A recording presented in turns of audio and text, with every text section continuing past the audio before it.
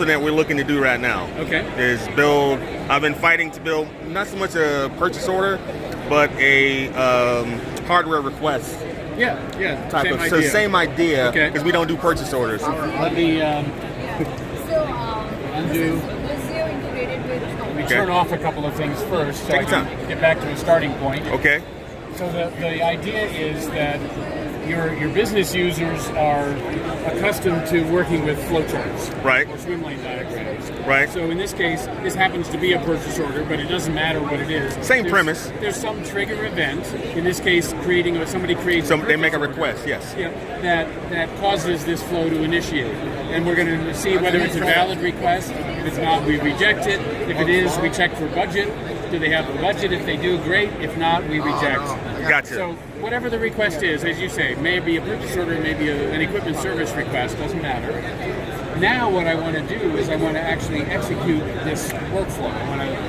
And Visio Online Plan 2 is now integrated with Microsoft Flow as of a month ago to do this. So I'm going to turn on the Flow panel.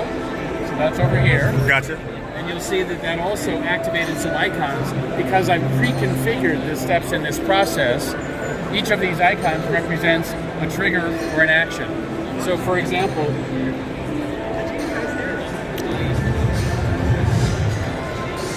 if I hover over one of these little icons, it tells you what the action is. Right. This one will write to SharePoint. This one will read supplier data from SharePoint. And it tells you who owns the process also. So what product actually owns the process. Yes. Okay. Yeah, that So step in the process. That's right. That Yeah. step in the process. Yes. Now, what I'd like to do is I've got this reject path over here that marks the purchase order as rejected. I'd like to notify the requester. Okay. So I'm going to add a task, add refresh, and now I need to set the action. Then you can add Outlook. I've filtered Outlook already, and I've got all these actions in Outlook that I can use.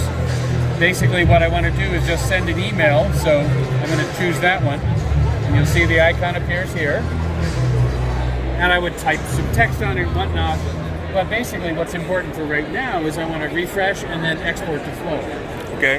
When I do the export, and I've already done it, I'm not going to Yeah. take the time to... The magic of television. Yeah, that's like right. the old cooking shows. Yes. Absolutely. Just in my oven, I happen to Yeah. have one. So here's the Flow Designer, same Flow Designer that was part of the product. Right. Business users less comfortable with this in all likelihood than Yeah, it'd be more back of the vendors. house. That's us. Okay. Yeah. But now, it just matter what's the URL of the SharePoint, or how do your users make equipment requests? Do they fill out a form or send an email, or? We fill out a form. I want Okay. them to be able to use an electronic form, but yeah, we're moving toward that. Yeah. Okay, so if it's an electronic form, Right. you're reading data from the Microsoft form, for Right. example. Here's the expansion of the yes and no for accepting and rejecting. Here's the budget approval step. That was this part of the flow down here. Gotcha. So let's look at that. Provide the condition if PO dollar value is less than available budget, yes, otherwise no. Got it. And then So then I can put in Save. another shim in there to communicate over to the finance department to verify that they have this funding. yes, yeah, and actually you would do that back in Visio first. Right. I mean, you'd want that step visible. Right. So you'd have that verify with purchasing with finance here. Right. Yeah. So then, as I say, you're done at that point. Your flow is defined. You save it, and now you can execute, and all those incoming forms for equipment requests, purchase orders, whatever the trigger event is, launches the flow. That's beautiful. That's Visio. That's